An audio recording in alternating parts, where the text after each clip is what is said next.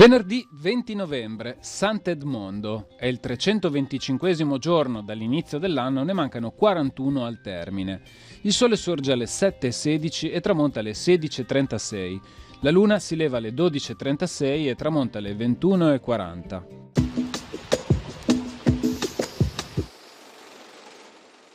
A Cavriana, presso Mantova, si stipula la pace tra la Repubblica Veneta e il Ducato di Milano. Con questo trattato, Riva, Torbole e Ravenna passano sotto il dominio di Venezia, che conserva anche la signoria del Bergamasco e del Bresciano.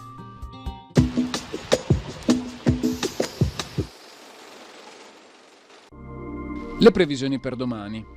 Fino al primo mattino cielo nuvoloso o molto nuvoloso, in seguito rapida diminuzione della nuvolosità a partire dalle zone montane fino a cielo sereno o poco nuvoloso ovunque dalle ore centrali, con aria tersa ed ottima visibilità.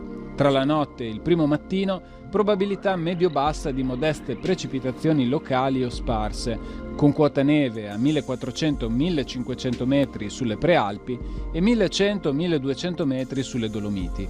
Dalla mattina precipitazioni assenti dapprima in montagna, poi anche in pianura.